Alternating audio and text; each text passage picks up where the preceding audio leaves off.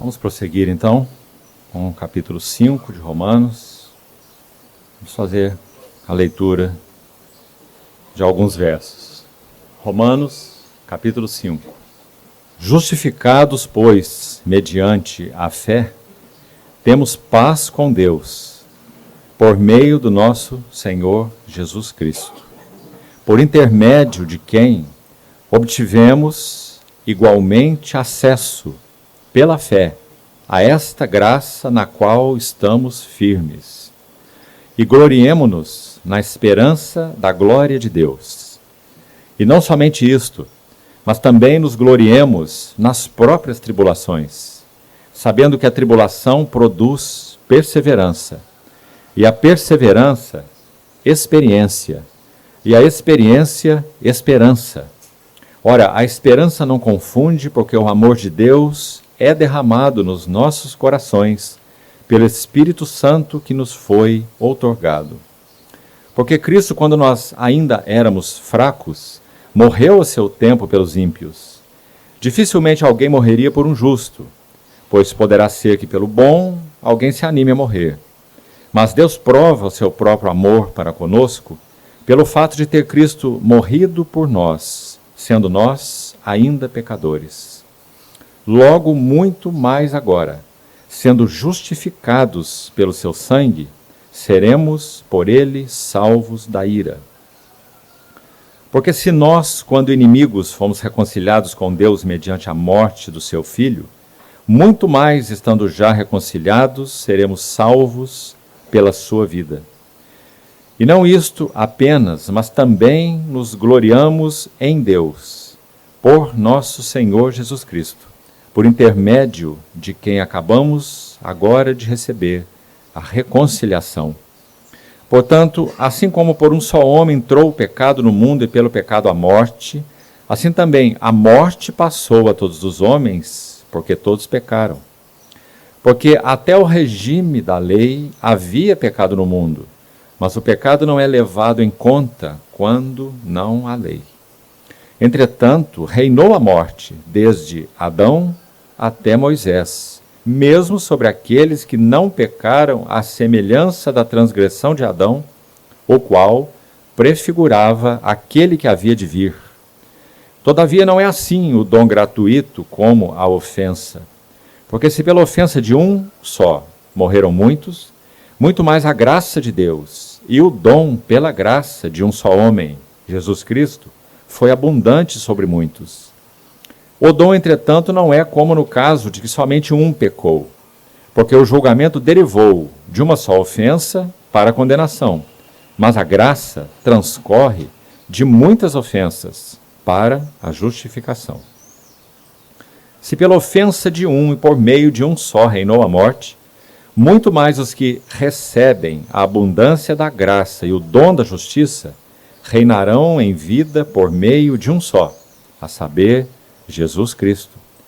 Pois assim como por uma só ofensa veio o juízo sobre todos os homens para a condenação, assim também por um só ato de justiça veio a graça sobre todos os homens para a justificação que dá vida.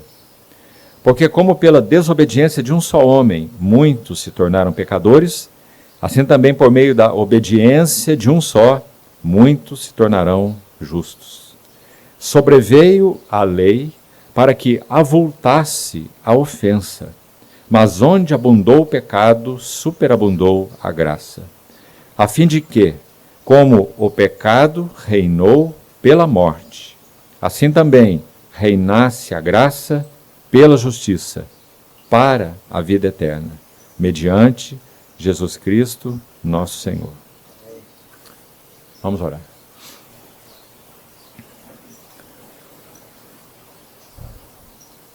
Querido Pai, confiamos uma vez mais esse tempo que teremos com a Tua palavra lida, aberta diante de nós. Ajuda-nos, segue conosco e continue por Tua graça e fidelidade, falando aos nossos corações. Te pedimos assim, no precioso nome do nosso Senhor. Amém. Irmãos, como nós falamos, esses capítulos 5, 6, 7, 8 de Romanos eles vão nos conduzindo ao clímax da carta. Em termos de ensino, o clímax de Romanos está no capítulo 8. Nenhum capítulo seguinte apresenta novamente esse clímax. Então, digamos, chegamos ao pináculo no capítulo 8. O que nós temos no capítulo 9, 10 e 11? Nós temos como que um grande parêntese, muito importante. Quem sabe, no nosso próximo encontro, se o Senhor nos permitir, nós teremos esse foco aí, desde o capítulo 9 até o final da carta. Então, o capítulo 9 a 11, ele vai mostrar esse mistério de Deus, por um lado, em incluir os gentios na promessa, e por outro lado, para com aqueles aos quais foi feita a promessa e a rejeitaram, os judeus, ainda assim o Senhor tem a eles, por causa da sua aliança fiel, os dons e a vocação de Deus são irrevogáveis, então ele mantém com eles promessas, a eles como nação, estritamente falando, um remanescente dessa nação, que então, na vinda gloriosa do nosso Senhor Jesus, eles terão uma revelação particular do nosso Senhor Jesus, na sua segunda vinda, que irá conduzir um remanescente, não toda a nação, a se arrependerem diante do Senhor. Então isso é muito precioso, porque mostra exatamente que essa aliança, que por um lado, essa aliança feita com Abraão, o pai da fé, por um lado inclui a sua descendência terrena, os judeus, com os quais Deus fez uma aliança específica, que não tem nada a ver com a igreja, e por outro lado a aliança de Deus com todos os povos, os gentios, que constituem então a sua igreja. Lembrando então que qualquer judeu que então crê no Senhor Jesus, o que irá prevalecer sobre ele é que ele é um cristão judeu, ele é um membro do corpo de Cristo. Então tudo que se aplica a ele é aquilo que se aplica à igreja. Isso é importante. Mas Paulo vai nos ajudar a ver que não devemos negligenciar o aspecto da relação de aliança que Deus fez com este povo terreno e que então, por causa dessas promessas, algo os aguarda na vinda do nosso Senhor. E então, tomando ocasião aqui de algo que nesse momento recordei, foi editado em português uma obra que se chama As Visões e Profecias de Zacarias. Porque os capítulos 12, 13 e 14 do livro de Zacarias são muito especiais. Esses três últimos do profeta Zacarias, que se referem a essa revelação final do Senhor na sua segunda vinda, a esse povo da aliança terrena, ao povo judeu. Eles verão aquele a quem traspassaram. Prantearão por ele como se pranteia por um unigênito. Os seus pés tocarão o monte das oliveiras. O povo de Israel estará num tremendo aperto pelas nações ao redor. Quem sabe, irmãos, quem sabe, apenas uma sugestão, o que está ocorrendo lá, esse ódio de ataque e retaliação sem fim, seja o início da angústia final de Jacó. Nós podemos estar assim aí, à beira dela. Então, eles serão, e isso é fato que ocorrerá. Se agora ou não, não sabemos. Veremos. Veremos se a profecia vai se tornar história agora. Toda profecia se torna história. Porque é profecia. É a palavra do Senhor. Ela não cai em terra, não cai em vão. Então nós vamos descobrir se as profecias dos 3 capítulos finais de Zacarias, elas serão história agora. Se elas não forem história agora, elas serão história muito em breve. Porque digo aos irmãos, desde que a nação de Israel foi fundada, 1948, são mais de 70 anos, não houve um período semelhante como esse. Sim, eles tiveram a guerra dos 6 dias, eles tiveram a guerra contra o Líbano, etc. Tiveram muitas guerras. Mas uma situação em que o ódio mundial contra essa nação está sendo despertado, por causa do que está ocorrendo em Gaza, no Líbano, não é? Um conflito direto agora com o Irã, que tem por trás dele Rússia e China, que me parece certamente representam aquele chamado exército do norte, que que virá contra Israel e chegará ao ponto de quase exterminar essa nação. Veja isso, é o que a Bíblia diz e é o que ocorrerá. E quando eles estiverem a ponto do extermínio, o que acontecerá? Os seus pés tocarão o Monte das Oliveiras. A vinda gloriosa do nosso Senhor Jesus. E um detalhe, porque esse não é o nosso assunto para hoje. Para complementar aqui. A igreja, muito provavelmente, aqueles, vamos especificar isso, aqueles que têm sido fiéis ao Senhor. Aqueles que têm sido fiéis ao Senhor. No meio dessa grande profissão de fé chamada cristianismo. Então, muito provavelmente, para não ser dogmático aqui ao extremo, esse remanescente fiel, que aguarda o Senhor, que anela por Ele, já terá sido arrebatado para o encontro com o Senhor nos ares. E então, nessa sua gloriosa vinda, quando seus pés tocarão o Monte das Oliveiras, Ele trará com Ele os seus santos. Implicação para nós. Nós não estamos aguardando chegar o tempo da angústia de Jacó. Nós devemos estar sendo ataviados e preparados para sermos arrebatados já. Porque as profecias que restam ser cumpridas não têm relação direta com a igreja. Tem relação com o povo de Israel. Nós não somos judeus. Nós somos a igreja do Deus vivo.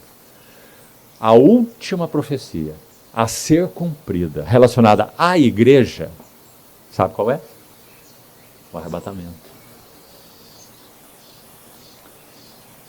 Porque nós já vivemos um tempo de apostasia da fé declarada. O cristianismo atual é um cristianismo apóstata. Já abandonou Cristo. Já abandonou a cruz. Já abandonou o Evangelho. Ou não? Faça a sua leitura. Já vivemos tempos de apostasia. E isso está ligado à profissão de fé do cristianismo. Número 1.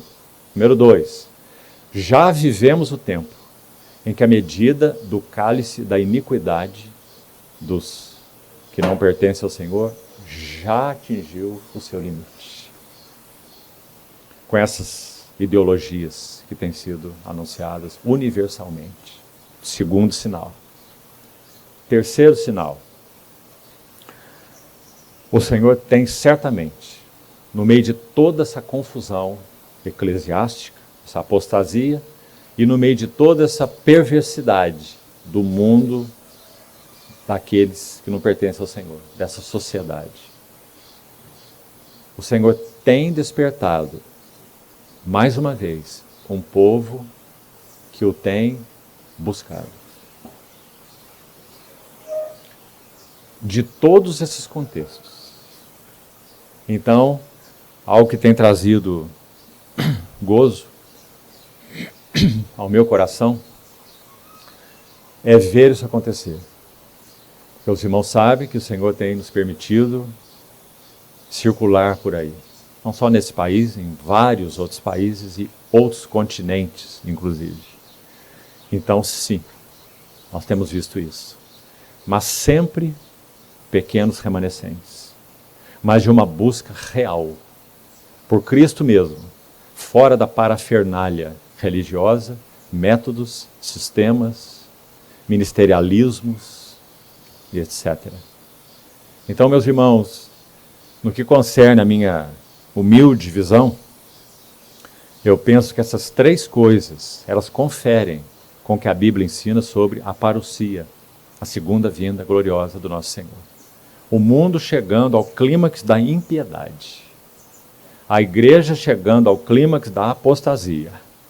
E, no meio disso, um remanescente que tem desejado o Senhor e tem clamado: Maranata, vem, Senhor Jesus. E para isto, tem vivido uma vida focada nesse desejo íntimo do coração. Vem, Senhor.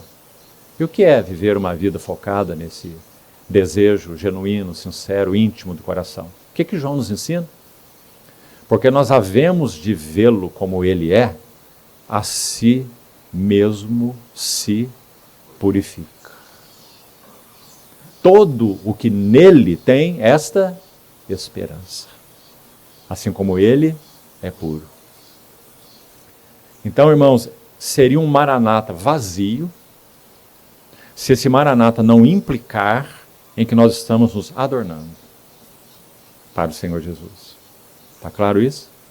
Olha o que Paulo diz em 1 Coríntios 16. Olha essa relação. Ele diz assim: se alguém não ama o Senhor Jesus, seja anátema. Que significa reprovado. Na verdade, literalmente, amaldiçoado. Se alguém não ama ao Senhor Jesus, seja anátema. Aí ele coloca um ponto e uma outra palavra. Maranata. Ou seja, se nós realmente amamos o Senhor e não amamos o mundo, nem as coisas que nele há, então o nosso clamor é Maranata. Se nós não amamos o Senhor, nós não clamamos, vem. Aguarda, Senhor, tem tantos projetos ainda para serem realizados. Sou tão jovem, seja lá o que for, não é? É tão boa a vida aqui, tão adequada. Sabe, irmãos, o que me parece que no meio desses 3 sinais aí que já coloquei, que evidenciam a proximidade da parousia que nós estamos, é algo que entendo que o Senhor continuará fazendo.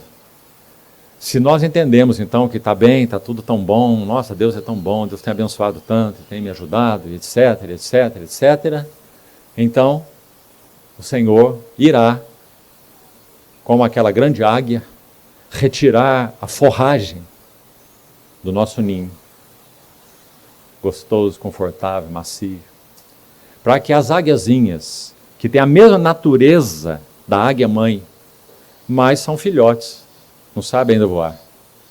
E é assim que ela faz, creio que você sabe, né?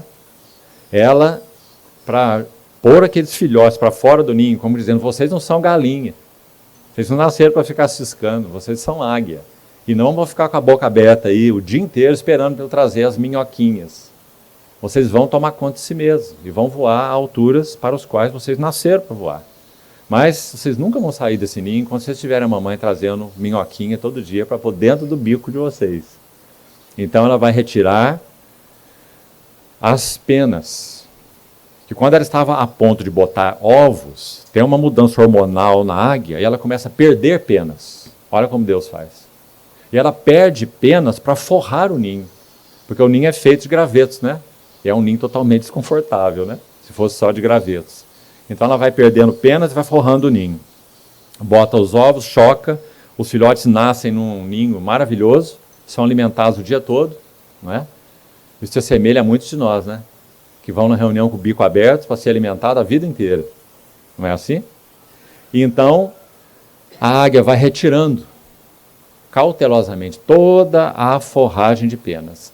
Aí aquilo que era um ninho confortável começa a ser um monte de agulha no bumbum das águiazinhas, né? Aí elas têm que sair do ninho.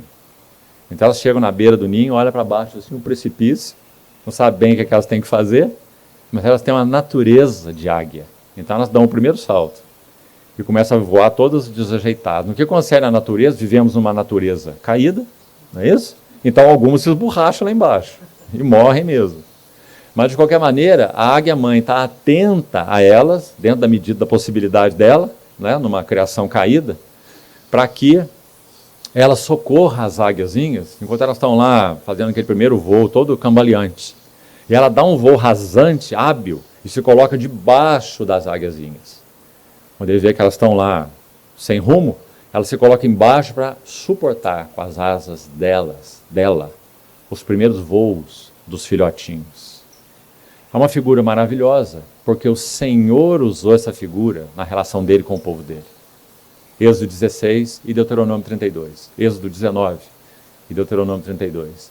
Em Êxodo 19 ele diz, eu fui até os egípcios, tendes visto o que eu fiz aos egípcios, como vos levei com asas de águias e vos cheguei a mim. E agora, se diligentemente ouvirdes minha voz, sereis a minha propriedade peculiar dentre todos os povos. porque toda a terra é minha. E Deuteronômio 32, o Cântico de Moisés. O Senhor está usando a mesma figura pela boca de Moisés e dizendo assim: assim como a águia voeja sobre os seus filhotes, assim o Senhor os guiou, se referindo ao povo de Israel no deserto, cuidando deles, voando sobre eles, orientando eles, dando a direção, o caminho, o rumo até a terra da promessa. Então, meus irmãos, usamos essa figura então para dizer que se estamos vivendo esses 3 indicadores que já citei aqui, então o Senhor continuará mexendo nos ninhos confortáveis, ninhos religiosos, ninhos de zonas de conforto pessoal, ninhos familiares, ninhos de saúde, muitas vezes. Saúde para muitos de nós é um grande ninho, né? Nos sentimos saudáveis, nos sentimos capazes de tudo. Então o Senhor de alguma maneira promove algo em nós e nos coloca diante da fragilidade da vida. Não é? Passa o homem como a sombra, em vão se inquieta, amontoa tesouros e não sabe quem os levará. Mas eu, ó Senhor, diz o salmista, o que espero? Tu és a minha esperança. Irmão, chegar a essa conclusão na nossa experiência depende do Senhor tocar o ninho. Ou não? Quando que nós vamos dizer, tu és minha esperança? Nós estamos num ninho confortável? Isso não é verdade para nós. Mas se qualquer espécie de zona de conforto, saúde, bens, coisas, família, seja lá o que for, é tocado pelo Senhor, então nós podemos aprender a linguagem desse salmista. Passa o homem como a sombra, fragilidade, vulnerabilidade, pequenez. É isso que nós somos. Mas tu és a minha esperança. Então, esse é o contexto que nós temos vivido, graças ao Senhor. O tempo está próximo e nosso Senhor está às portas. Vamos buscar nos adornar para o encontro com o nosso Senhor. Ele vem. E sabe como ele vem, irmãos? Ele não vem processualmente, não. Ele vem em um abrir e piscar de olhos. Não é assim que Paulo ensina? Irmão, eu não sei quanto você, mas pense, medite. Vocês estão estudando 1 Coríntios, acho que estão no 14, né? Vocês já vão para o 15. Não passe por aquele capítulo com pressa, não. Gastem muitas reuniões naquele capítulo.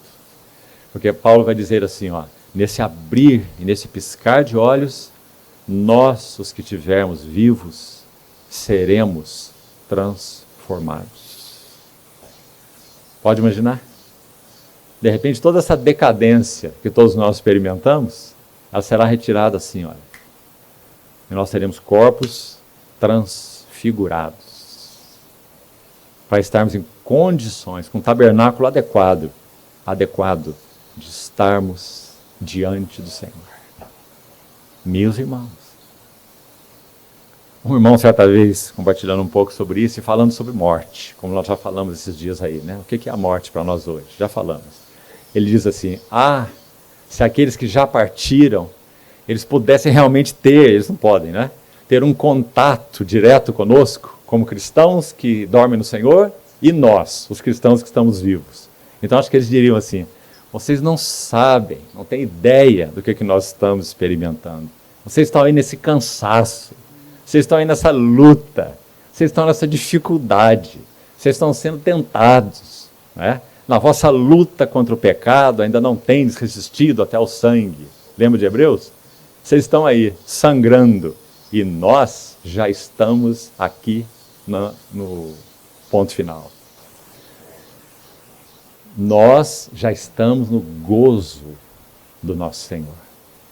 Paulo via isso muito bem. Ele dizia assim, quanto a mim, eu prefiro partir. E estar, onde? Lá no reino dos mortos, aguardando um dia. Estar com Cristo. O que é incomparavelmente melhor. Porque para mim, o viver é Cristo. E o morrer é lucro. Está vendo, irmão? Então é certo que presenciar com nossos olhos, digamos assim, a vinda do nosso Senhor vivos será uma coisa maravilhosa. Mas pense um pouco sobre a morte. Pense um pouco sobre ela. Pense mais sobre ela. Pense biblicamente sobre ela. Será um instrumento da nossa bem-aventurança final. Meus irmãos,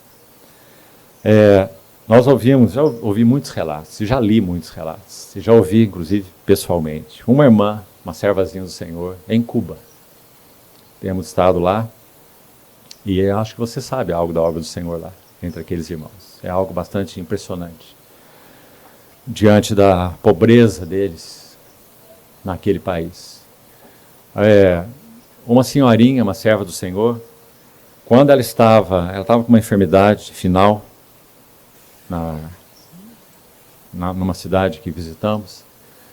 E então, sabe o que aconteceu com ela, nos seus momentos finais, quando ela estava partindo para o Senhor? Olha isso. Havia alguns irmãos ali com ela, e ela estava dando seus últimos suspiros, consciente. E ela dizia assim, já com voz fraca, meus irmãos, vocês não estão vendo? Olha quem está aí do lado de vocês. Olha quem veio me buscar. Vocês não estão vendo? Ela não estava delirando, não, meus irmãos. Nosso Senhor Jesus, que venceu a morte, é aquele que se apresenta. Não foi assim com Estevão, o primeiro mártir? Não se apresentou a ele? Eu vejo os céus abertos e o Filho do Homem de pé à destra de Deus. Então o que ela estava vendo, irmãos, é basicamente o que Estevão viu. Uma visão. Nós não estamos falando que o Cristo glorificado desceu do trono e foi lá naquela casa encontrar com aquela irmã. Não é isso que eu estou dizendo, não. E nem foi encontrar com Estevão também, quando Estevão foi martirizado. Ao contrário, ele disse, eu vejo o que ninguém estava vendo, né? Nem Saulo de Tarso, que estava lá, não podia ver. Eu vejo os céus abertos e o Filho do Homem de pé à destra de Deus. Meus amados irmãos, é isso que aguarda todo cristão verdadeiro, todo cristão genuíno. Então por quê? A pergunta é só retórica, né? Nós sabemos a resposta. Por que vivemos tão apegados a essas coisas? A essa terra? E tem mais. Vivemos apegados, mas nós estamos fenecendo, nós estamos murchando. Nós continuamos apegados. Até o fim, ferozmente apegados. Mas a vida está indo embora. Nós continuamos. Você conhece a história do sujeito teimoso que estava morrendo afogado? E ele era um sujeito complicado, é só uma história. Então, ele põe apelido em todo mundo. Ele pôs apelido numa pessoa de piolento. E ele estava lá morrendo afogado e estava incontente com essa pessoa, chamando essa pessoa, ô piolento, ô piolento, ô piolento. E ele caiu na água e estava morrendo afogado. E aquela pessoa dizendo, agora você vai ver, olha o resultado de você ficar fazendo isso com todo mundo. E ele dava aquelas afogadas assim debaixo d'água, respirava de novo, e a hora que ele respirava, saía assim, ele olhava para a pessoa, piolento, e estava lá morrendo afogado, piolento, dando seu último suspiro. E quando ele estava já mergulhado e morrendo, não podia fazer mais nada, ele pôs a mão para fora e fazia assim, ó.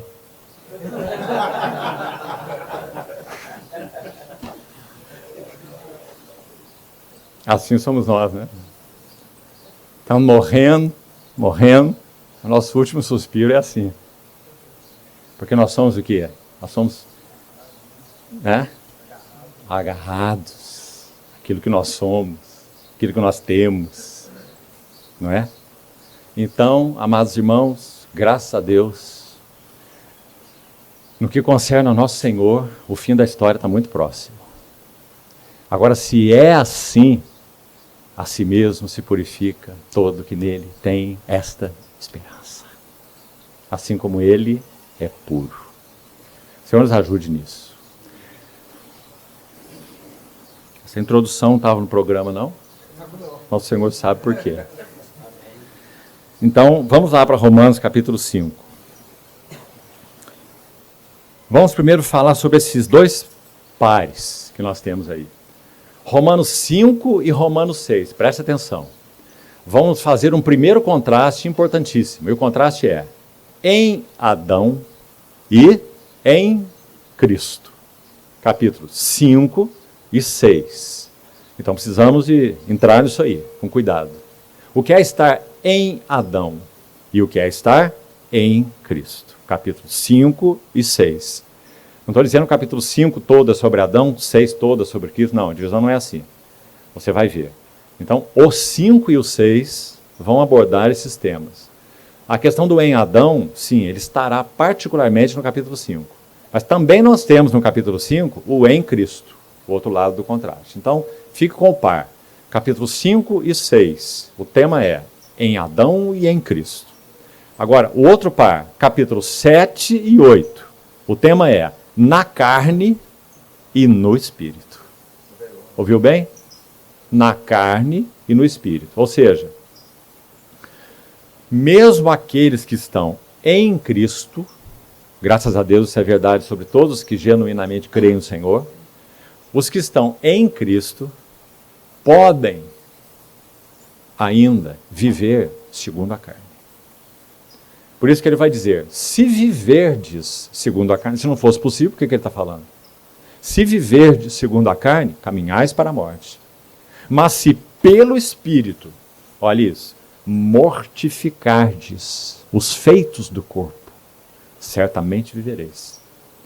Porque nós não somos constrangidos, amarrados, obrigados a viver segundo a carne. Por quê? Porque em Cristo, onde nós estamos, o viver segundo a carne, ou a carne em si mesmo, ela já foi condenada e crucificada. Gálatas 5. Os que são de Cristo Jesus crucificaram a carne, com as suas paixões e concupiscências, graças ao Senhor. Então, vamos manter em mente esses dois pares, em Adão e em Cristo, na carne e no Espírito. Primeira coisa. Agora, então, vamos ver um pouco do que significa esse em Adão e em Cristo, no capítulo 5. Vamos para uns destaques. Primeiro, ele inicia o capítulo 5, que no texto original não há nenhuma divisão, vamos lembrar, nem em capítulo e nem em versículo, é um texto corrido. Então, é claro que o capítulo 5, verso 1, é uma continuação imediata do capítulo 4, verso 25, certo? Então, ele vai dizer, no 4, 25, que o Senhor Jesus foi entregue por causa das nossas transgressões. E ele ressuscitou por causa da nossa justificação. Precisamos um pouquinho disso aqui antes de entrar no 5, na próxima frase aí. Pelo seguinte, a nossa justificação foi provida de duas maneiras, na verdade. Primeiro, Cristo morreu para a nossa justificação. Por quê? Porque quando ele morre, ele condena na sua carne o pecado. Aquele que não conheceu o pecado, Deus o fez pecado por nós. Então está corretíssimo, biblicamente falando, que você diga, nós fomos justificados pela sua morte. Porque pela sua morte ele julgou o pecado. Mas também está correto, adequado, aí está esse verso 25 do capítulo 4, dizer que nós fomos justificados pela sua ressurreição. Agora, por que então essas duas coisas aí? O motivo é o seguinte, amados irmãos, e é muito precioso. Na sua morte, ele julga até a última gota o pecado e as suas consequências na vida da humanidade. E só se apropriam disso aqueles que creem nele. Então ele é propiciação pelos pecados do mundo inteiro, mas só se apropria disso aqueles que creem nele, não é? Então, por isso somos justificados pela sua morte. Mas nós não poderíamos ter o gozo da justificação, a paz com Deus, se ele não ressuscitasse e não pudesse repartir conosco a sua vida ressurreta. Entendeu?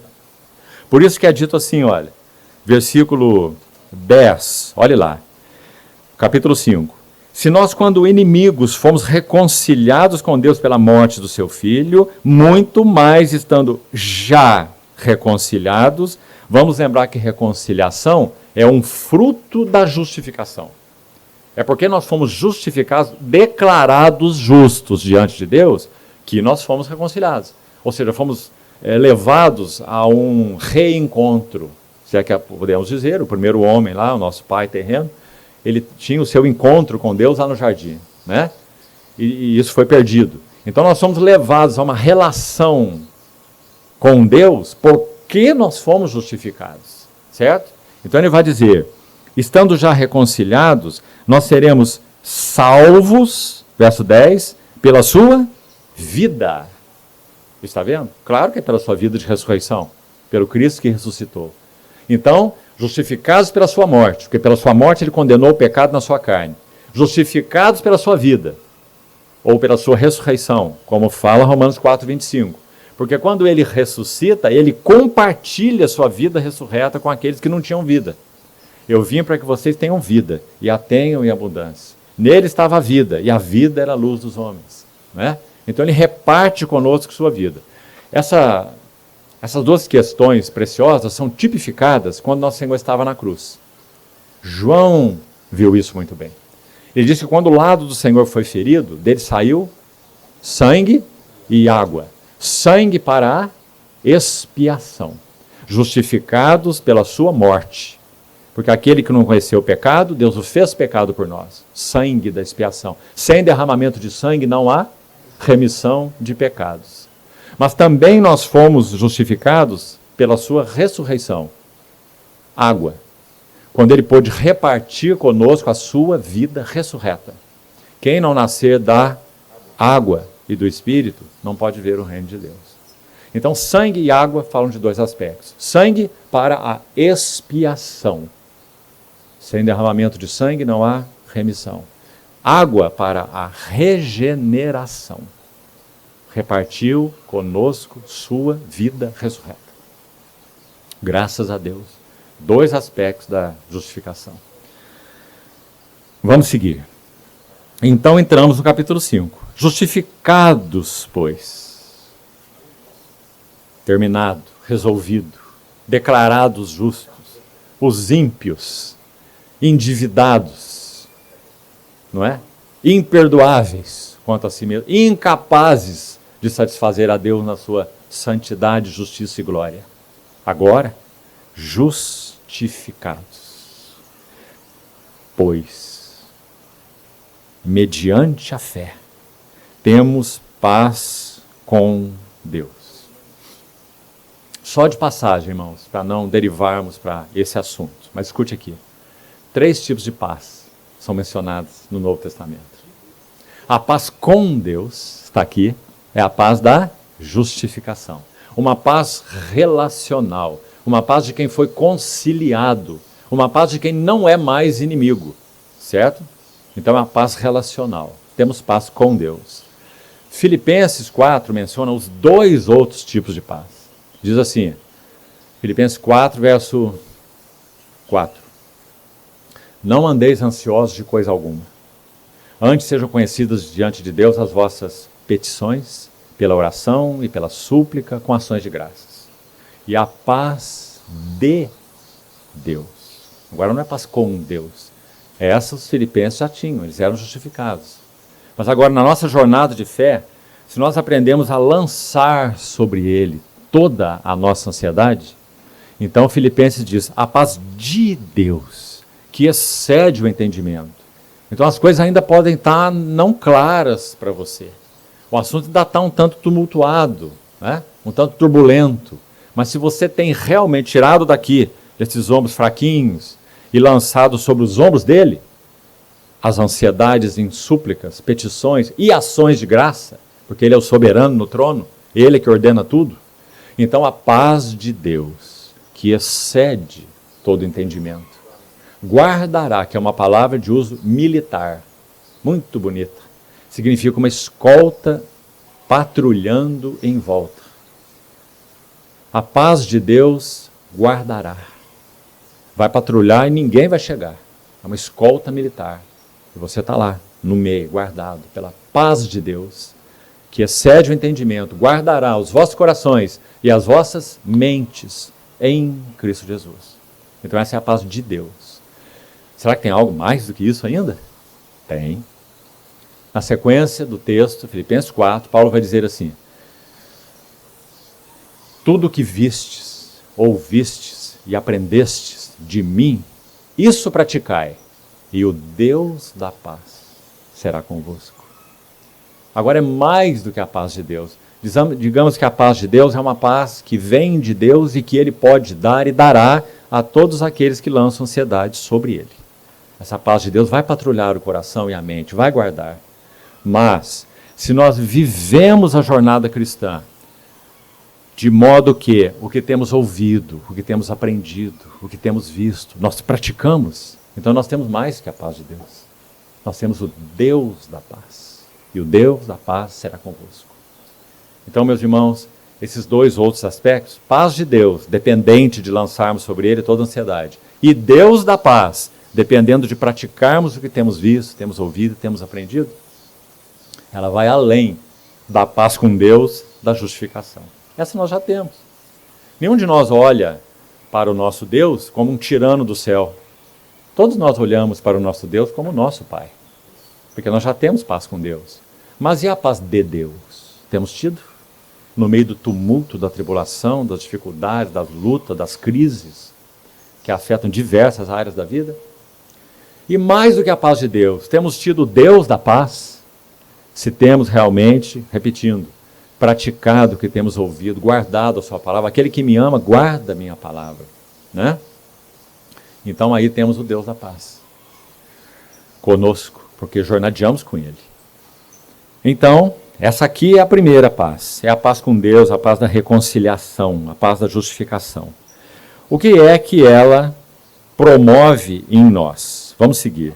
Olha que quanto isso é especial, meus irmãos. Verso 2. Por intermédio de quem, o nosso Senhor Jesus, obtivemos igualmente, todos nós, acesso pela fé a essa graça. Qual graça? Da justificação pela fé. Né? Pela graça por meio da fé. Então diz, na qual nós estamos firmes. Os irmãos, imaginem Martinho Lutero lendo isso. Não é? Na qual nós estamos firmes. E agora temos uns resultados preciosíssimos dessa justificação pela fé que traz paz com Deus. Nós nos gloriamos na esperança, olha o Maranata aí, na esperança da glória de Deus. Isso aqui não nos refere a outra coisa, senão a essa consumação final do propósito de Deus, a vinda do nosso Senhor Jesus e o nosso estar com Ele. O que lemos ontem em 2 Tessalonicenses 2,13? Alcançarmos, Deus vos escolheu, vos chamou pela santificação do Espírito, fé na verdade, para alcançarmos a glória do nosso Senhor Jesus Cristo. Certo? Então ele diz, nos gloriamos na esperança da glória de Deus. É isso que nós esperamos. É aí que nós estaremos. É para isso que nós fomos chamados. Primeira coisa, resultado da justificação pela graça. Esperança. Antes, vamos lembrar de Efésios 2? Quem éramos nós, os gentios? Estáveis sem Cristo, sem esperança e sem Deus no mundo, alheios às alianças da promessa. Efésios capítulo 2.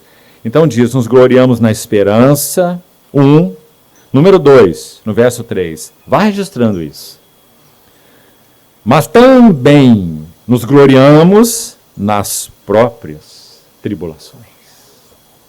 Meus amados irmãos, como isso é possível? Só tem uma maneira, que o Senhor nos ajude a aprendê-la no nosso coração. Sabe qual é a maneira? O Senhor está no trono. Tudo Ele rege com as suas mãos.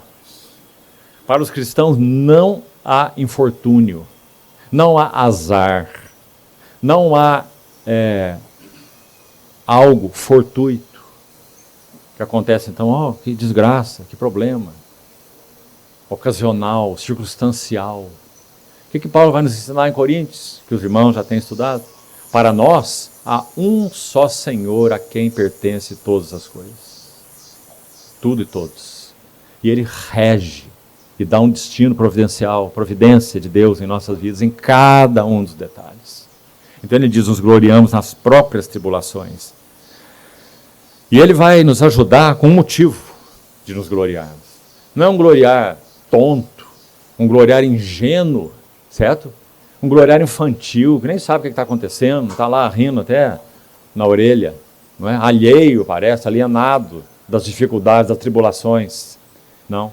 Paulo está dizendo, nós nos gloriamos nas próprias tribulações, sabendo, olha esse sabendo, irmãos. Então não é um gloriar ignorante, como falamos, né? Vazio, sem motivo. Porque nós sabemos, o que nós sabemos? Que a tribulação é que produz perseverança.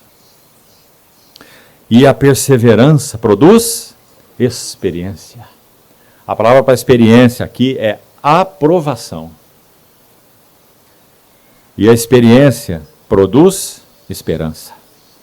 E a esperança não confunde, porque o amor de Deus é derramado nos nossos corações pelo Espírito Santo. Vamos avançar para o verso 10, que já lemos. O que significa esse final do verso 10, seremos salvos pela sua vida?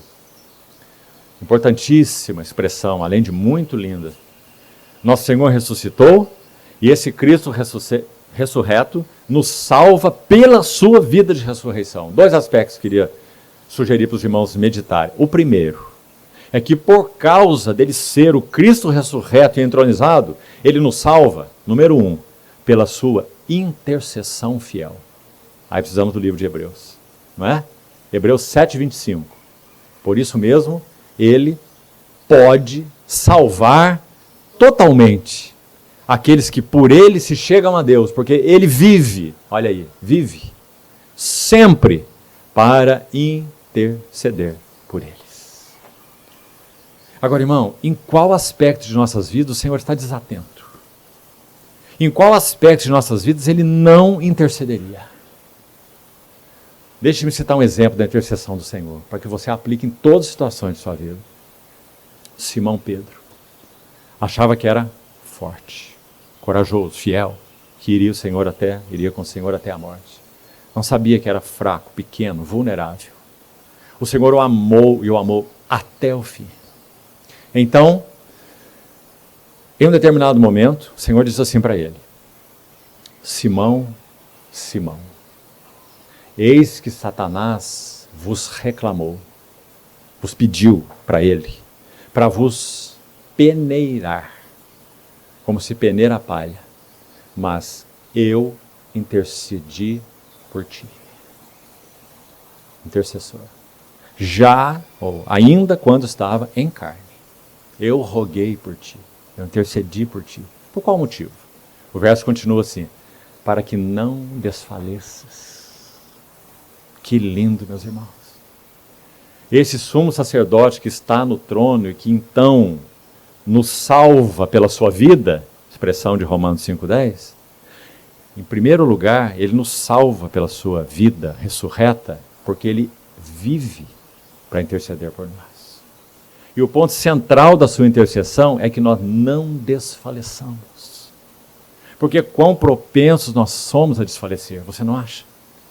Quando enfrentamos lutas, provas, dificuldades, quando o Senhor realmente nos toca, porque Ele busca o nosso coração. Então esse é o primeiro aspecto da intercessão dele. Guarde isso, para que não desfaleças, não desfaleça. Cada um de nós está em pé diante do Senhor até hoje, aqui, porque Ele vive para interceder por nós. Do contrário, nós já teríamos desfalecido. Já teríamos questionado Deus. Questionado o amor de Deus por nós. Não é? Estaríamos em contendas com o Senhor. Estaríamos perguntando por quê com o Senhor com punhos cerrados. Há duas maneiras de perguntar por quê ao Senhor.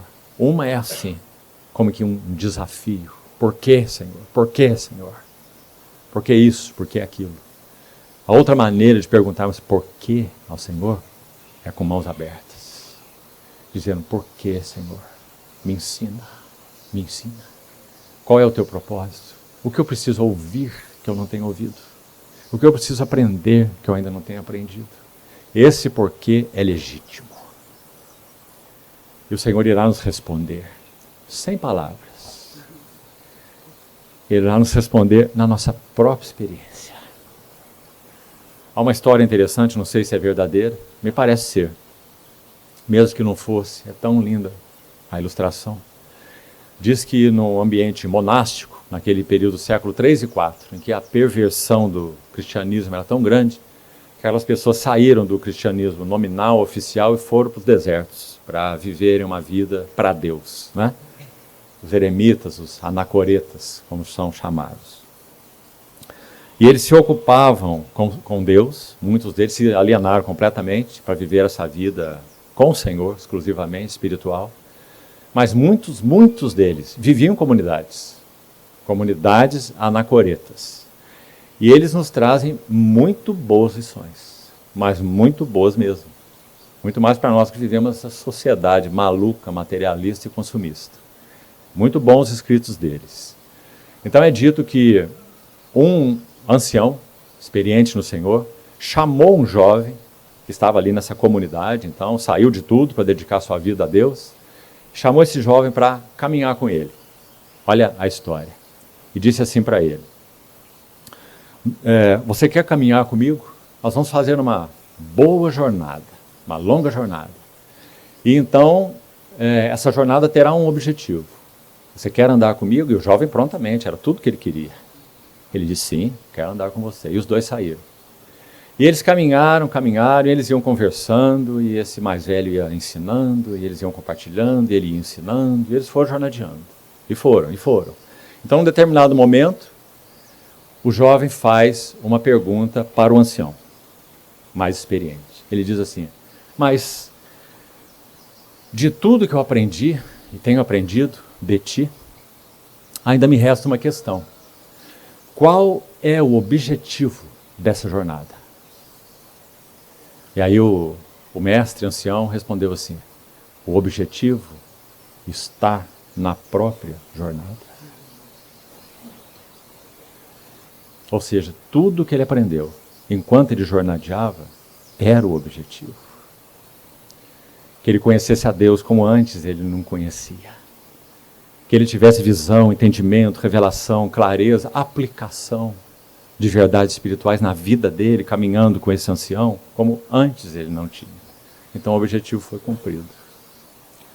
Irmãos, para nós cristãos, o objetivo, no que concerne a andar com Deus, no que concerne a maturidade, o objetivo está no caminho. Por isso o justo viverá da fé. E graças ao Senhor, no nosso caso, nós temos um clímax desse objetivo.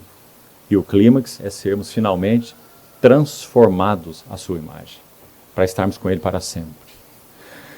Então, é dito aqui que a perseverança produz experiência. Olha que bonito. Graças a Deus pelos irmãos e irmãs mais velhos.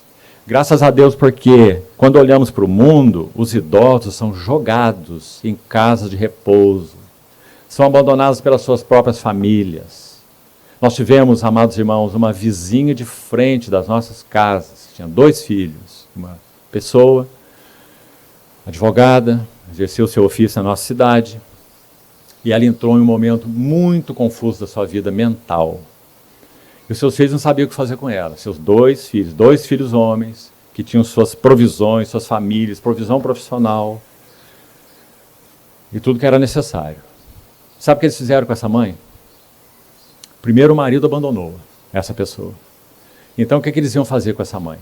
Será que iam levar para a casa deles? Eu tenho problema, minha esposa é nora, a nora não vai aceitar minha mãe, o que eu vou fazer com a minha mãe? Sabe o que eles fizeram?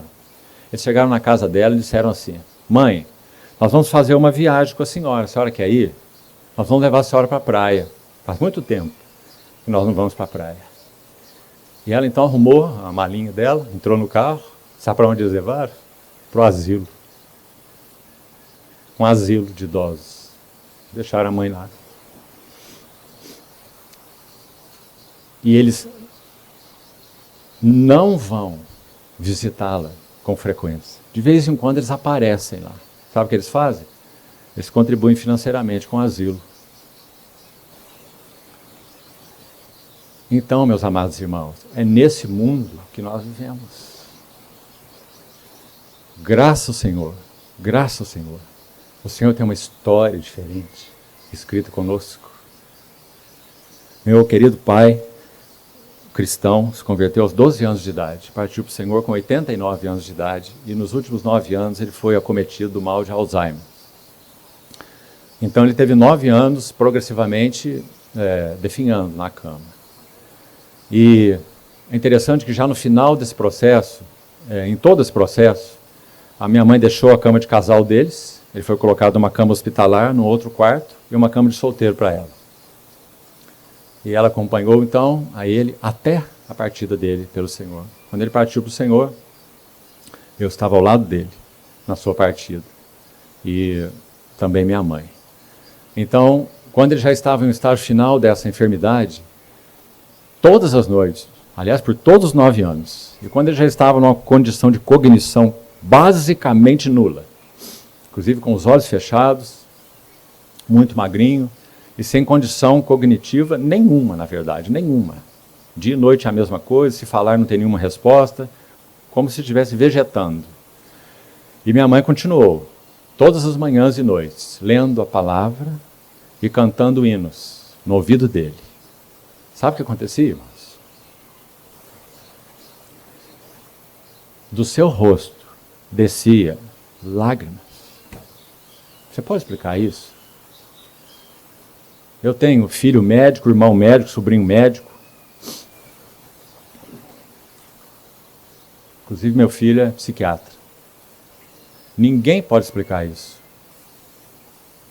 A capacidade que há no espírito humano, de alguma maneira inexplicável, ser, mesmo que a condição mental ou a cognição esteja afetada, o espírito humano ainda pode ser tocado. Porque o espírito humano tem uma conexão direta com o Espírito Santo. É isso que a Bíblia ensina. Agora, para a ciência, isso é inexplicável. Eles nem creem que existe espírito humano. Eles creem que o homem é um animal. Morreu, a alma morreu, tudo acabou. Não é? Mas isso não é o homem. Que coisa mais linda, meus amados irmãos. Isso só aconteceu com ele, porque ele era um cristão, habitado pelo Espírito Santo. Então, bendito seja o Senhor, porque esse que vive para interceder por nós e nos salva pela sua vida, ele continuar fazendo isso, mesmo que nós estejamos alienados de tudo e de todos, numa condição mental. Ele continuará tendo comunhão com o nosso espírito. E o Espírito testemunhando com o nosso espírito, em um nível que ninguém pode alcançar, que nós somos os filhos de Deus. Romanos capítulo 8, não é? Intercessão, salvos pela sua vida. Que lindo, irmãos. Mas tem um outro aspecto, está totalmente vinculado a essa questão da intercessão, né? A intercessão do Senhor no trono. Vive para interceder por nós. Mas o segundo aspecto para você associar aí dessa salvação pela sua vida é a sua vida ressurreta, porque esse é o tema aqui, não é? Salvos pela vida ressurreta dele. Essa vida nos dá suporte. Irmão, não sei quanto a você. Possivelmente você já tenha tido também aí a sua experiência. Quando os recursos acabam. Quando você se vê fraco, realmente. Fraco, no fim. Dizemos, Senhor, e agora? E então, salvos pela sua vida. Aquilo que você não tem, os recursos dele. Compartilhando conosco, desde o trono, a sua poderosa vida ressurreta. Nós estávamos conversando aqui com o irmão, sobre isso até, e me lembrei de um texto de Paulo em 2 Coríntios. Queria que você ouvisse esse texto. 2 Coríntios 1, versos 8 em diante. Ele vai dizer assim: não quero, irmãos, se não me engano esse é o verso 10. 2 Coríntios 1, penso que esse é o verso 10. Você confira aí. Não quero, irmãos, que ignoreis a natureza da tribulação que nos sobreveio na Ásia, porque foi além das nossas forças, a ponto de nos desesperarmos da própria vida. Você já teve alguma experiência que você desesperou na própria vida? E disse, aqui é o ponto final. Não que você estivesse angustiado exatamente por isso, porque esse ponto final pode ser seu ponto inicial.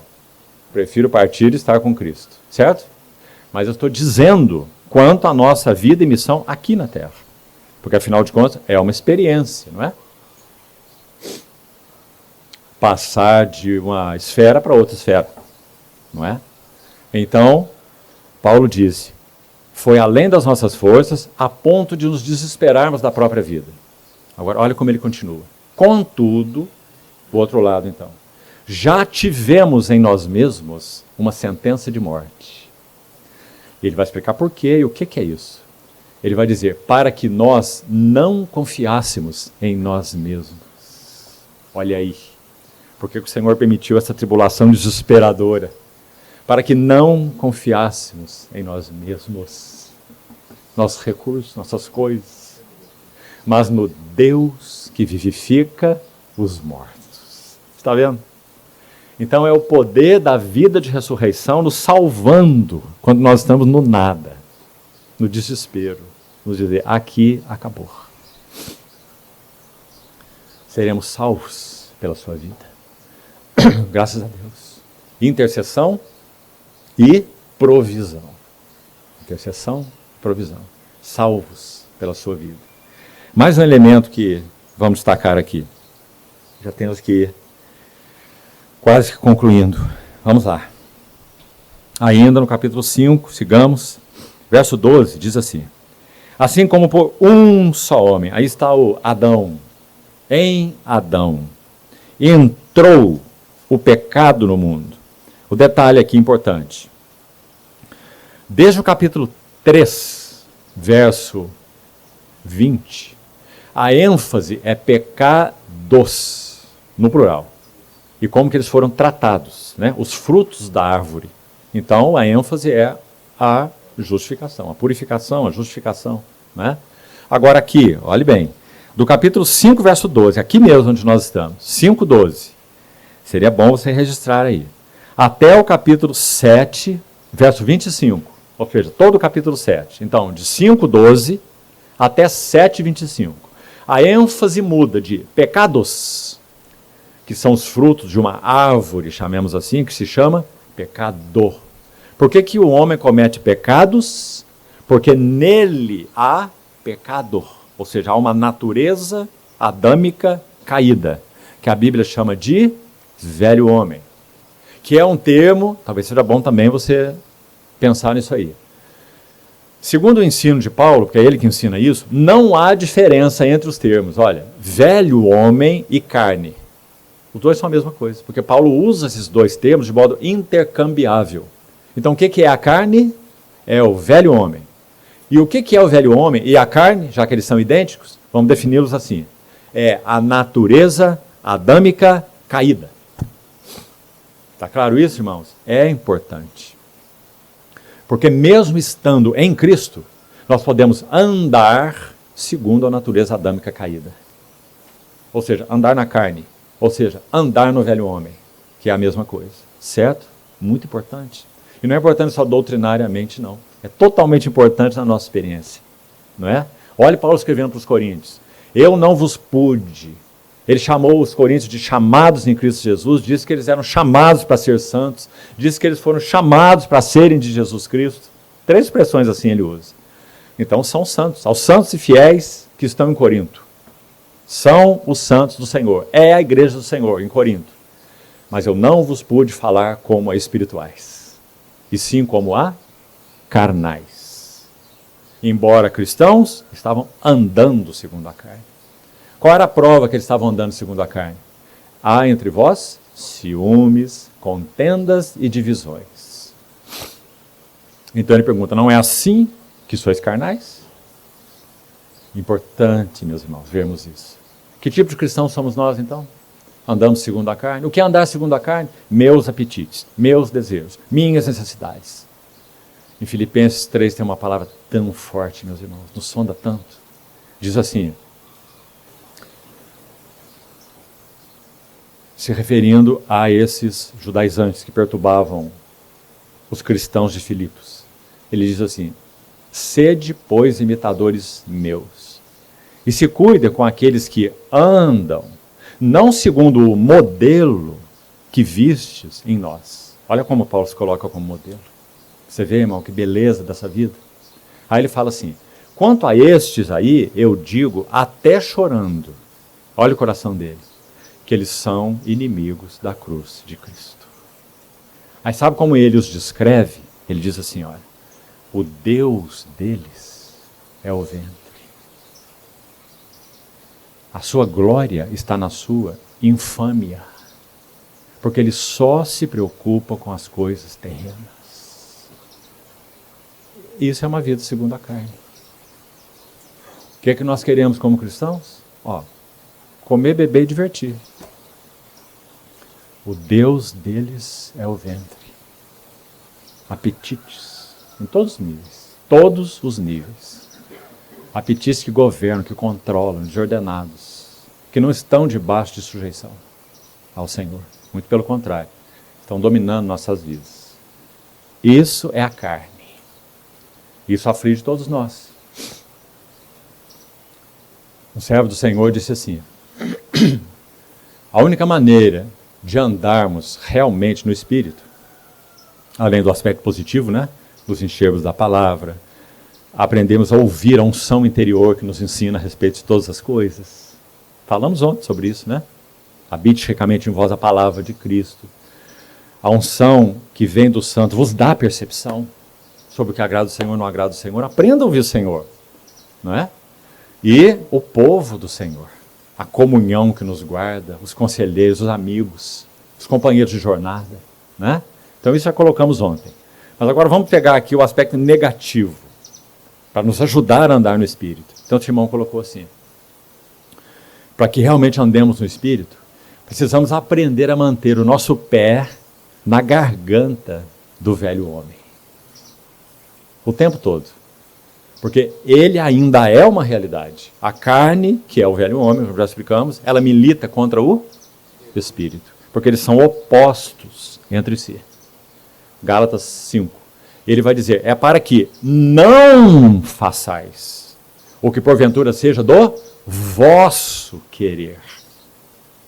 Muito impressionante esse versículo, né? Precisamos aprender a fazer o que é do querer do Senhor e discernir qual é esse querer. Senhor, esse é teu querer. Senhor, o Senhor quer isso para mim. Se o Senhor não quer, Senhor, eu não quero de jeito nenhum.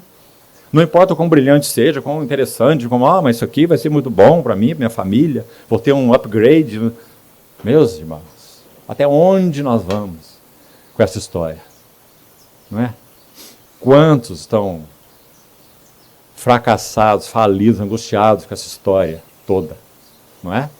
Isso é andar segundo a carne. Então, para que não façais o que seja do vosso querer. Então, para usar a figura que esse irmão usou, manter o nosso pé na garganta do velho homem. Ele quer falar, ele quer ressurgir, ele quer orientar, ele quer dizer, vai, faz, isso é bom, isso é, etc. Você mantém o pé na garganta dele. Fica quieto, você não tem nada a ver com isso. Eu quero ouvir o Senhor. Enquanto eu não ouvir, eu não vou fazer nada. O que eu tenho que fazer? Eu não tenho que fazer nada. Meu provedor é o Senhor. Quem cuida de mim é o Senhor. Não tem nada para fazer. O que eu tenho para fazer é ouvir o Senhor. Quando Ele diz vai, quando Ele diz não vai, quando Ele diz faça, quando Ele diz não faça. Quando Ele diz aquiete, calma, descanse. Não há como ouvir o Senhor sem quietude. Tudo o que há nessa geração nossa, nessa sociedade, nessa civilização, opera para nos inquietar. Se você não chegar lá, se não alcançar, se não fizer isso, você nunca vai ter felicidade, paz, bem-estar, sucesso, seja lá o que for. Felicidade, não é? É assim. Então nós somos atabalhoados de coisas, de assuntos, inquietude.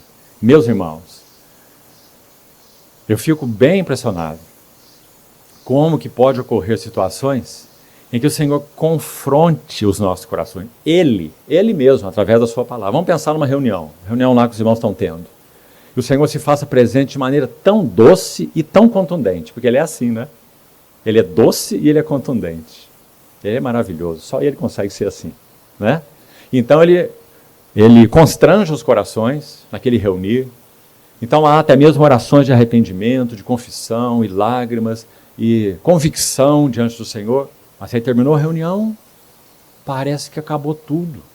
Porque esse mesmo que estava ali em clamor, em súplicas, em confissão, daí minutinhos ele está rindo e brincando com os outros irmãos. Não sei o que, chamou de apelido e tal. Irmão, eu não consigo conceber isso. Me explique, por favor. Você consegue?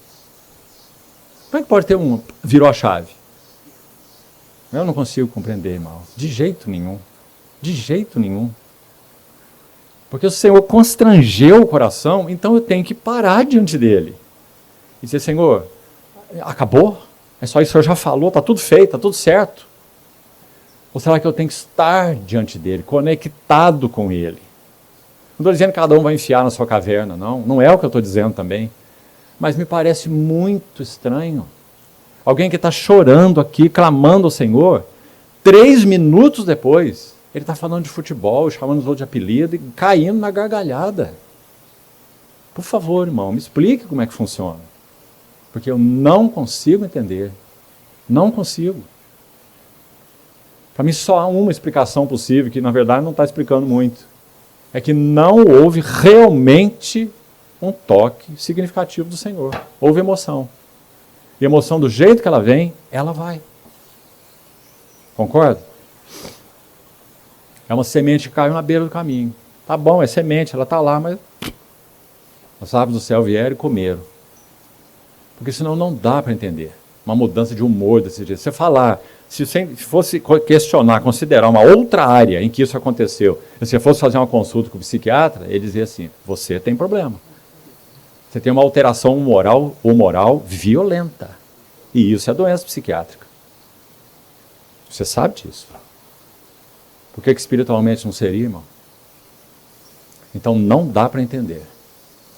Só dá para entender se realmente não fomos contundidos pelo Senhor. Aí sim, aí dá para entender. Foi só emoção. Emoção coletiva. Acabou em 3 minutos. Irmãos, se nós queremos avançar, não pode ser assim. O Senhor precisa alcançar quietude no nosso coração. E olha, você pode estar até se comunicando. Não está nada de errado que eu falei. Não é sair para a cova, não.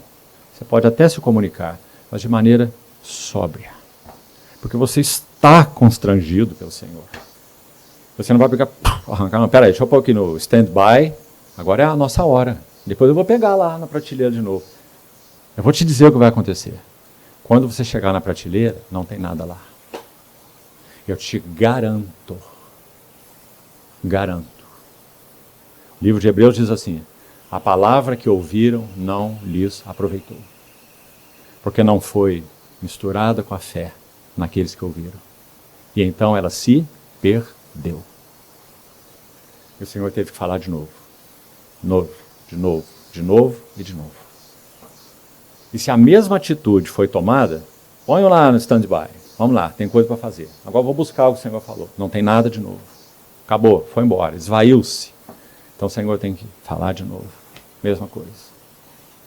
Ele é fiel, bom e faz isso. Faz isso. Senão nós teríamos nos perdido há muito tempo. Ele continua fazendo. A questão não é essa. Não é essa. Ele vai continuar fazendo, irmãos, conosco. A questão não está relacionada a ele. Ele é fiel e vai continuar falando. A questão está relacionada a nós. Nós não estamos avançando. Ele está falando das mesmas coisas, nos mesmos pontos, e nós não estamos avançando. Compreendeu? Quietude. A primeira reunião, penso que foi na primeira, nós falamos assim, ó, toda palavra que não procede de silêncio interior, quietude interior, é vazia. É só informação. E tá certo, nós temos esse nível de comunicação informativo. Mas, irmão, o mundo tem também. Todos têm. Comunicação informativa. Não é? Então precisamos, meus irmãos, precisamos aprender a ser pessoas mais quietas. Eu estou falando principalmente da quietude interior. Quietude interior. Porque é bom demais falar, gargalhar, rir, sair fusivo, não é? E por que é ruim quietude interior? É a quietude interior que abre nossos ouvidos. Vou te citar exemplos. Por que quando nós estamos em aperto, vamos usar essa palavra, tribulações, dificuldades, as lutas, aquele ponto que nós acabamos de falar aqui, que chega lá perto do ponto final, por que nós não ficamos rindo? Hein? Nunca vi ninguém rindo numa situação dessa. Não é? O livro de Jó vai explicar isso. Quando Jó lá, todo o seu sofrimento, ele vai dizer assim, ao justo, aquele que pertence a ele livra por meio da sua aflição. E pela opressão, escute isso, pela opressão lhe abre os ouvidos. É assim. Então nosso amado Senhor, Ele usa opressão em nossas vidas, circunstâncias, tribulações, para abrir nossos ouvidos. Aí nós não rimos não. Aí nós sabemos que a questão é séria, que o Senhor quer falar algo conosco, né? Então, irmãos, isso também não está no texto não, né? O Senhor nos ajude a considerar isso. Não está no texto, mas é a maior coisa que nós precisamos para nós nos aprofundarmos na palavra. Sabe por que isso aqui está fazendo barulho? Porque não tem profundidade. Um riacho é barulhento porque é raso. Um tambor faz barulho porque é oco. Quando nossas vidas são profundas, elas não são barulhentas. Considere, irmão. Quantas esposas? Está aqui um irmão mais velho podendo repartir isso com vocês, de tanto ouvir. Quantas esposas têm essa carência?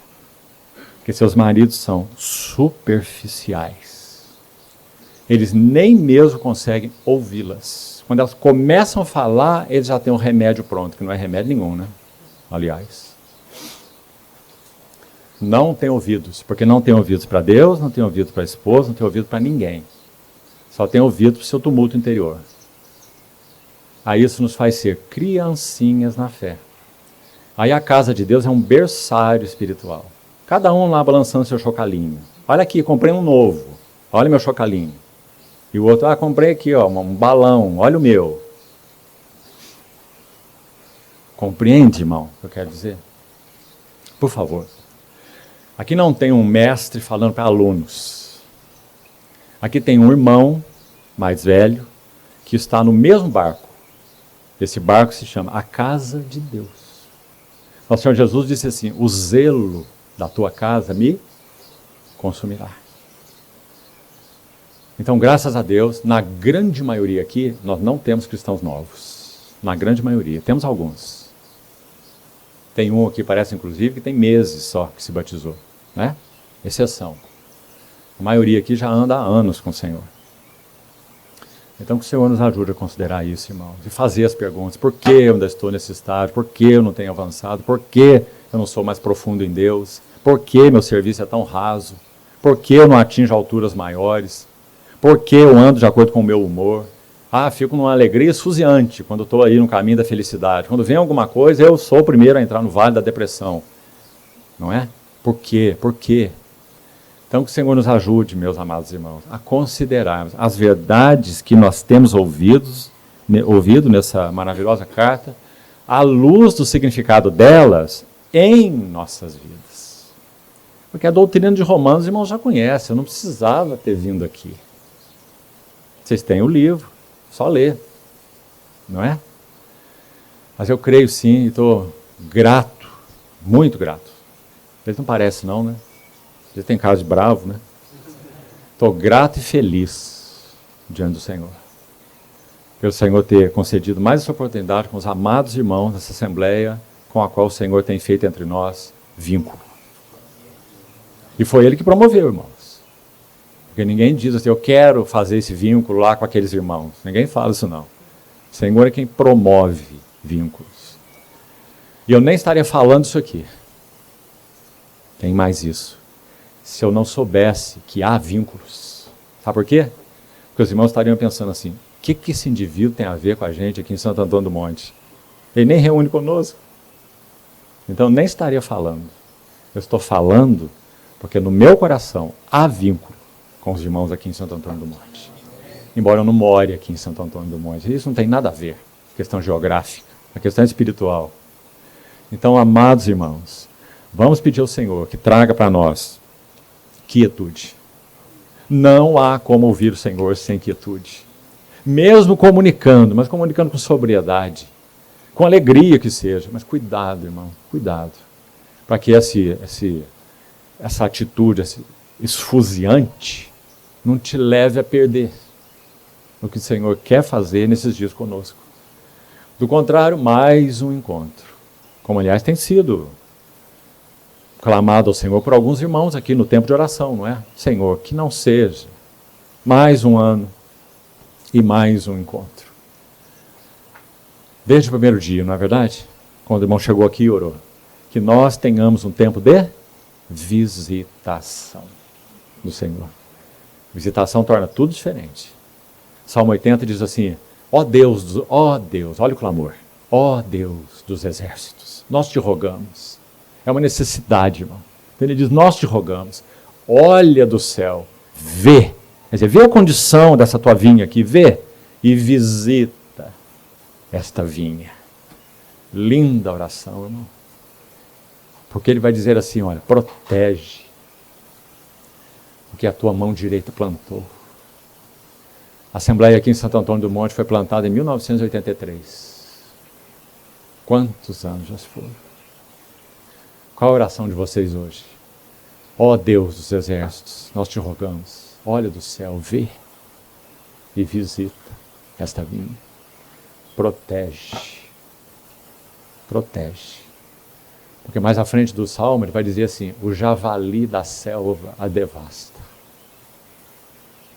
O mesmo Salmo. Protege o que tua mão direita plantou. E o sarmento que fortaleceste para ti. E ele vai dizer assim, olha, ela está decepada. Será que os irmãos já tiveram aqui na história de vocês essa experiência?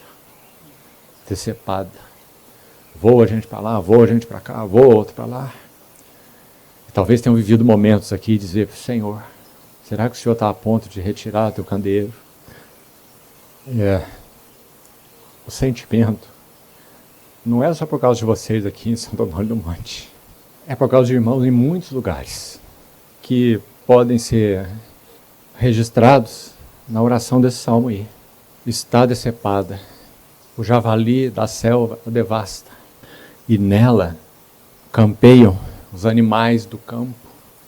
Então, o Salmo 80 tem 3 vezes essa oração. A oração é assim, olha, além desse versículo que eu já citei, é assim, olha. Ó Deus dos exércitos, faze resplandecer o teu rosto e seremos salvos. 3 vezes nesse salmo. Qual é a maneira do testemunho do Senhor ser recuperado na sua casa? Nas suas assembleias? Qual é a maneira? Faze resplandecer o teu rosto. Cada irmão que se levanta, cada irmão que serve, cada irmão que coopera na palavra, cada mesa do Senhor, cada período de adoração, faze resplandecer o teu rosto. E nós seremos salvos. Não tem outra maneira. Só essa. Renovados na visão de Cristo. Esse foi o antídoto espiritual que o Espírito Santo colocou para os cristãos hebreus, na carta aos Hebreus.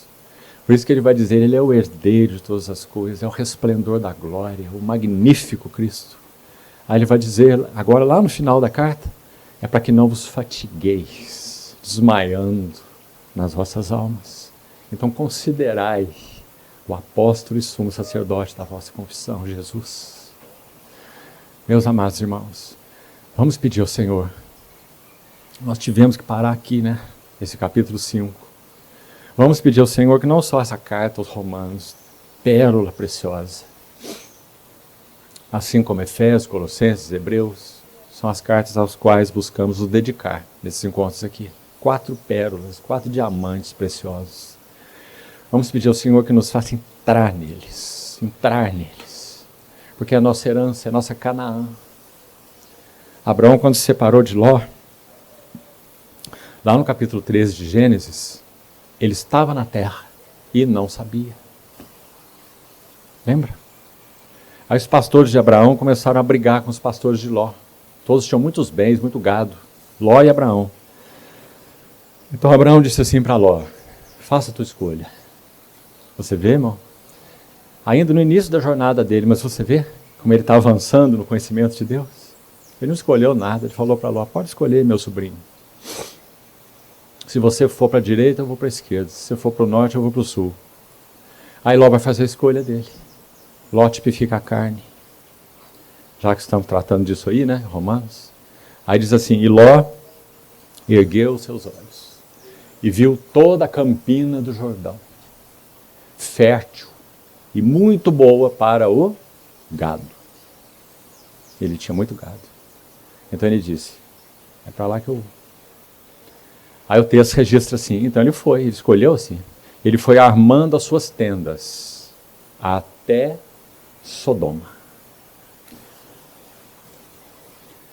O que estava ali nas campinas do Jordão? Que no primeiro olhar dele pareceu maravilhosa.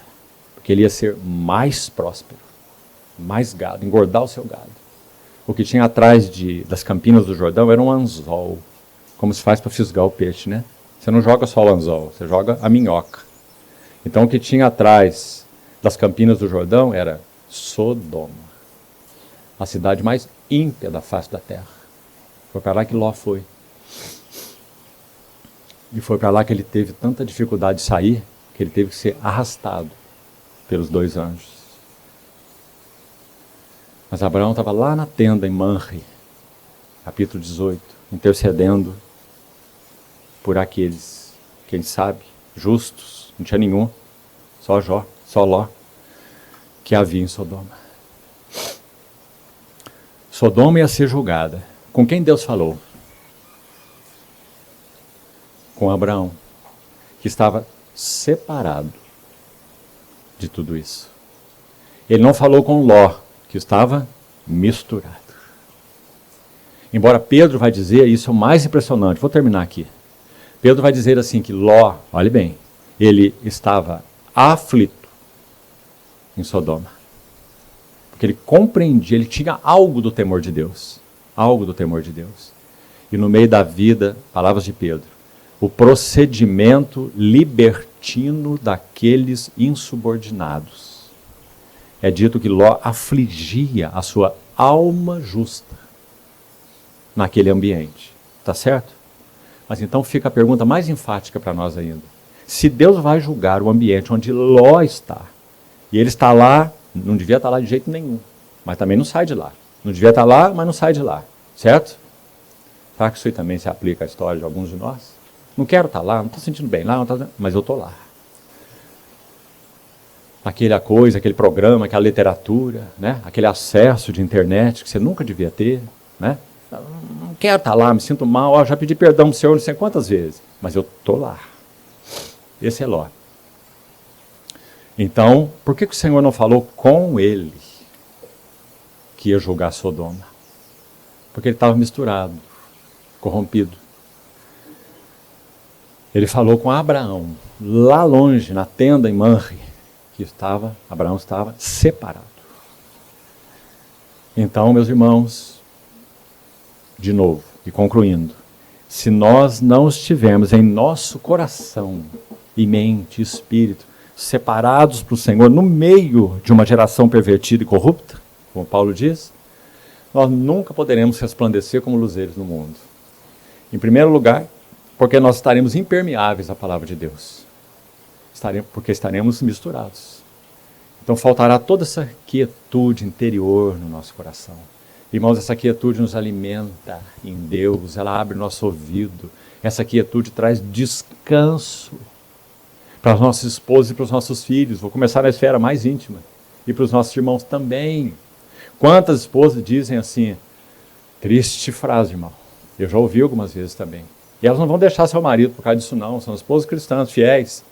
Mas lá na confissão, com lágrimas muitas vezes, elas dizem assim, sabe, irmão, eu te digo tristemente, meu marido, na verdade, é mais um filho que eu tenho. Eu não consigo receber dele suporte, descanso, ele é aflito, ele é agitado, ele é inquieto, ele não consegue me entender, ele não consegue me confortar. Ele é inquieto, agitado, aflito. A cabeça dele é cheia de coisas. É assim, irmãos. Então, quietude de coração não é produzida assim. Nós precisamos pensar sobre isso e dizer, Senhor, me ajuda. Me ajuda a reduzir os meus interesses a poucos. Poucos interesses. Por que temos que ter tantos interesses? Quanto mais interesse, quanto mais coisas, mais tumulto, mais dificuldades. Né? Aliviar a bagagem, acalmar, aquietar, colocar a prioridade no lugar da prioridade. Ô irmão, eu estou chovendo no molhado. Eu sei que você já tem ouvido isso. Mas a questão agora então é assimilar no nosso coração. Para que o Senhor nos ajude a regular nossas vidas. Para que então possamos absorver a palavra do Senhor. E olha, irmão, a palavra de Deus é viva. É o leão, como falamos ontem, né? Deixa ela. Só guarda ela aí no teu coração. Abra a jaula. Você vai ver ela tomando conta dela mesma. Você vê ela entrando nos compartimentos e fazendo o trabalho. É leão, irmãos. Vai devorar aquelas coisas que estão lá escondidas em portas fechadas. Ele vai entrar lá e vai arrasar com elas. Porque a palavra de Deus é viva e eficaz. Amém. Mas nós precisamos acolhê-la no nosso coração.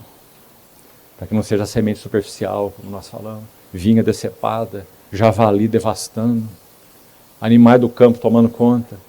Os irmãos aceitam, já extrapolei tanto tempo, né? Os irmãos aceitam que nós leiamos juntos 4 versículos de um salmo para nós terminarmos? Salmo 74. Vamos fazer isso antes de almoçarmos. Salmo 74.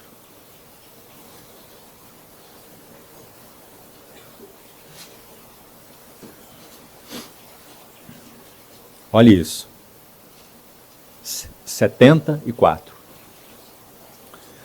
Por que nos rejeitas, ó Deus, para sempre? Por que se acende tua ira contra as ovelhas do teu pasto? Como nós citamos, talvez quantas vezes os irmãos tenham passado por essa experiência aí, não é? O que está acontecendo? Porque o Senhor realmente está irado conosco. Olha a nossa confusão, olha a nossa divisão, olha o nosso desacerto, olha a nossa competição. Olha como é que estamos batendo cabeça aqui uns com os outros, no nosso serviço, não é? Por que nos rejeitas, ó Deus, para sempre? Por que se acende tua ira contra as ovelhas do teu pasto? Lembra-te. Que bonito, irmãos. Que clamor, não é? Lembra-te da tua, não é a nossa, tá vendo? Lembra-te da tua congregação. Como nós falamos aqui, desde 1983. Os irmãos, como nós também, né? Onde eu coopero e milito. Quase, no nosso caso, 39 anos juntos. 1985. No caso dos irmãos, 41 anos em que os irmãos iniciou tudo aqui. Lembra-te. Sem dúvida, há irmãos mais velhos aqui que pagaram o preço. Pagaram o preço. Para que o testemunho do Senhor permanecesse. Não é? Então ele diz, lembra-te da tua congregação que adquiriste desde a antiguidade, que remiste redenção para ser a tribo da tua herança. Lembra-te do Monte Sião, onde Sião fala do governo de Deus. Lembra-te do Monte Sião, no qual tens habitado, Olha isso agora, aqui nós vamos terminar. 3 e 4. Dirige os teus passos para as perpétuas ruínas. Isso se aplica para a nossa vida pessoal, irmão. Quantas vezes você já se viu nesse arraso total? Né? Descaminhos, descaminhos, descaminhos, erro, erro, erro, frustração, frustração, frustração. O termo no original aqui, sabe qual é? Apressa os teus passos. Apressa os teus passos, Senhor. Para as perpétuas ruínas. Tudo quanto de mal tem feito o inimigo no santuário. Meus irmãos, quão aplicado isso é para nós, né? Na vida pessoal, nossa vida pessoal é um santuário para o Senhor. Na vida familiar, nossa família é um santuário para o Senhor. E na vida da igreja. A igreja é um santuário para o Senhor. Tudo de mal que o inimigo tem feito no santuário. E finalmente, olha o verso 4. Os teus adversários rugem, bramam no lugar das assembleias. Literalmente, no lugar das reuniões. Para particularizar esse elemento aí, cada reunião do povo de Deus, que seja uma simples reunião no lar, de poucos irmãos, o primeiro que chega nessa reunião, pontualmente, é o inimigo. Não falha nenhuma.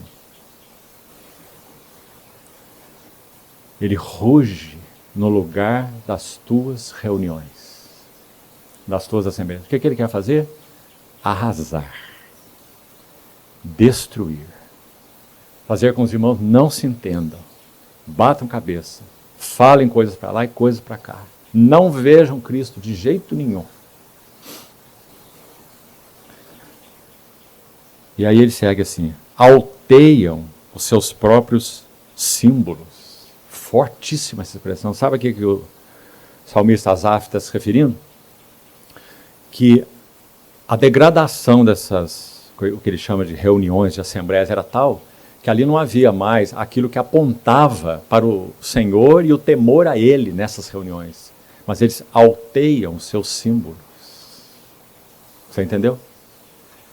Ele está falando de coisas estranhas, de deuses, de ídolos. Eles alteiam os seus próprios símbolos no lugar das suas reuniões.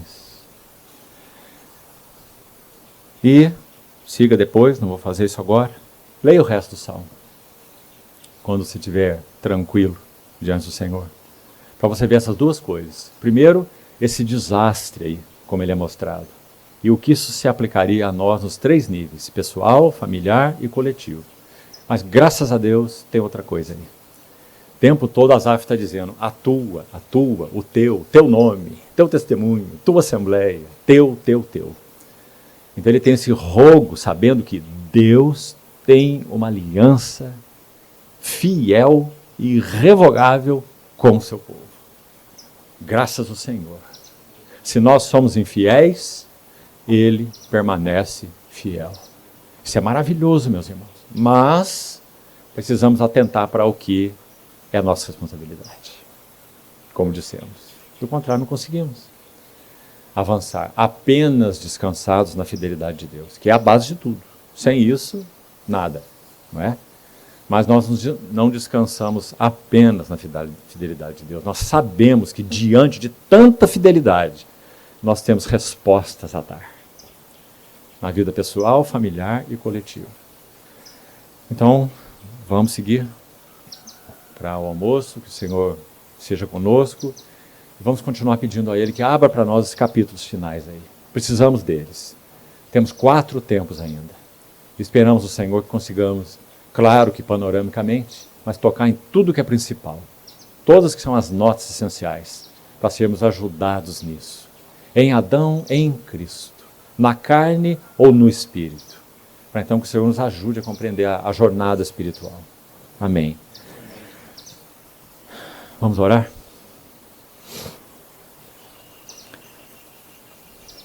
Amado Pai Celestial, Te agradecemos mais uma vez pela tua infinita bondade, amor, paciência, fidelidade, misericórdia para conosco. O Senhor é bom e a sua misericórdia dura para sempre. Senhor, muito obrigado, porque tuas assembleias nunca são esquecidas diante dos teus olhos. Muito obrigado porque, apesar de nossos fracassos, o Senhor mantém teus olhos fixos naquela que é a tribo da tua herança. Bendito seja o teu nome. Senhor, nós rogamos por nós mesmos, que o Senhor nos dê condição de coração, de podermos não desperdiçar as sementes que o Senhor tem plantado nos nossos corações. Queremos remir o tempo, porque os dias são maus. Compreender qual é a vontade do Senhor e não sermos nécios. Não nos embriagando com vinho, mas nos enchendo do Espírito. Ajuda-nos, Senhor. Encoraja-nos, Senhor. Fala-nos, Senhor. Pastoreia-nos, Senhor. Obrigado. O Senhor é fiel, o fiel bispo e pastor das nossas almas. Louvado seja o teu nome. Assim nos entregamos, Senhor, mais uma vez nas tuas mãos. Muda-nos, Senhor. Converte-nos para ti. E seremos convertidos. Assim nós te pedimos em teu nome. Amém.